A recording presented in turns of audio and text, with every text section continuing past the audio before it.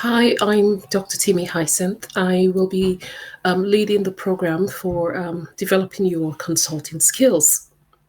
I'd like to welcome you to the session, which will be discussing about consulting.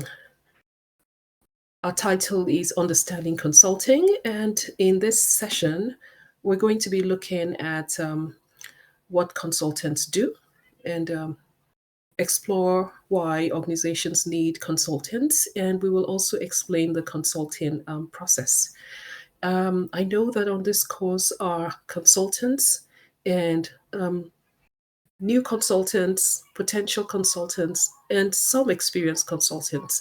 So I hope that in some way you would listen to me and be able to identify where you fit and how some of this information can enhance what you already do or you plan to do. So, what is consulting? Organizations usually need consultants because consultants are looked upon as people that have some expertise. Now, somebody might say, well, but I'm not so highly educated, like maybe I have a PhD or something. I've not worked for the biggest organizations in the world.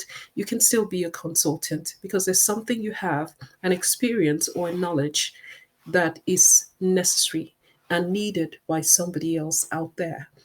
Now, our focus in consulting is providing solutions, or in some cases, advice to a client, which could be a company or an organization. Now, so consulting is about providing objective advice. So, note the word objective, and also assistance relating to the strategy, the structure, management, and operations of an organization, which aims, to achieve certain long-term goals and purposes. So it means that you can actually fit in as a consultant at different levels, at the level of strategy, at the level of structure, restructuring organizations or restructuring policy. You can fit in the area of management, advising management or intervening, shadowing staff within an organization to find out what they do and how they could do things better and things like that. You could find yourself within operations, but generally you are there to provide objective advice and assistance. And in pursuit of our understanding of objective advice, in our further training, where we'll talk about ethics, we will mention objectivity. Why is it important that a consultant should be objective and look out first, for the interest of the client? Okay. So consulting is also an action taken with a system of which the consultant is not a part. It means then that a consultant comes from the outside, usually, to work with a particular organization, and you can advise, assist, but you're not part of the organization. There are some times that consultants are hired, to take on real roles within an organization, but most times you are advising from the outside.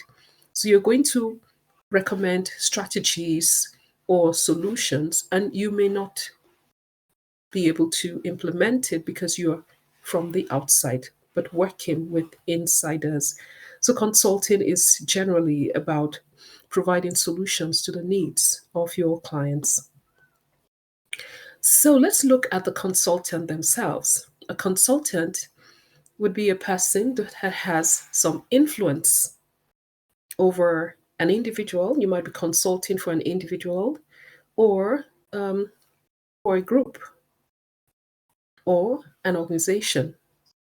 You have influence, but you have no direct influence to implement the program, but you have influence. And so, as a consultant, you find yourself in a very sensitive place. You might be looked at as an outsider. You have the solutions, but you cannot directly implement them. You have to work with insiders to achieve what you want to do. So, you need to be very strategic and to use your influence appropriately. So, what can you do as a consultant? You're an expert in a particular field. It could be in teaching and learning, within the field of teaching and learning, there might be some area that you have specialty. It could be in recruitment, it could be in training, but there's something you have.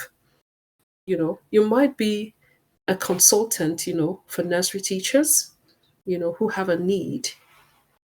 There's something you have that is important. And it could be from your own experience, it could be even from learning that you have acquired.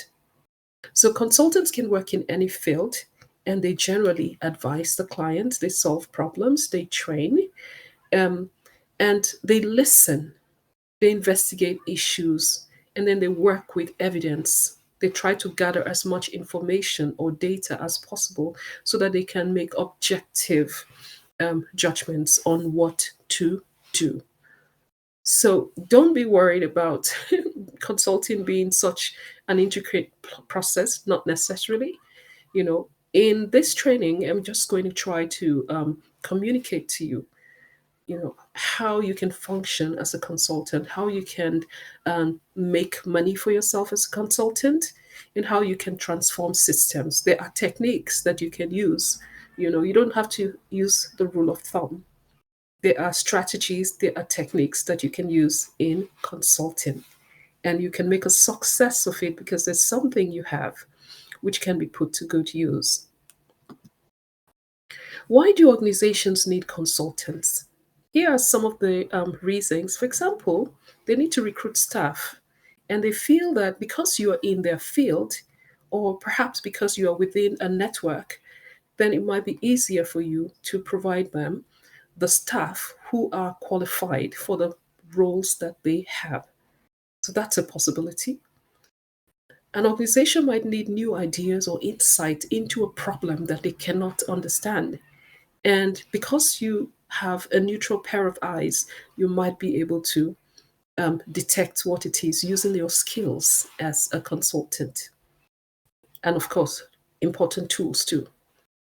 They probably need an impartial perspective. For example, a consultant can actually be hired to do a job that others in the organization are not willing to do. For example, they could bring in a consultant to do a review of all staff and decide to disengage any staff that should not belong to the system. So you can hire, you can disengage, you can provide insights, you can come in to help to improve sales or the quality of something within the organization. You can come in to help source for finance, to implement government regulations, to improve business processes, the processes within, the organization.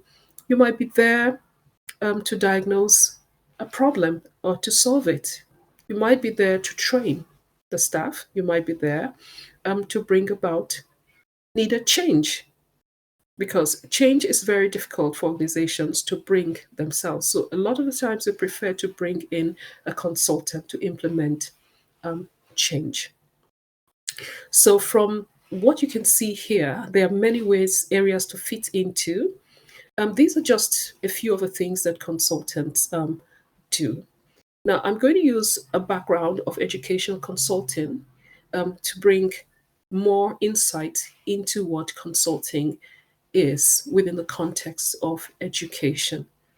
So, for example, if you have an educational background, a teacher, school owner, trainer, etc., I assume that you already have relevant experience which can be put to use within another organization or to a group of people or to an individual. And so, what you need to do is to identify the needs of your client and then find ways of resolving them. We will look at different aspects of educational consulting in this program, but right now our focus is understanding what consulting is. So these are just examples, and they do not represent everything that we do as consultants.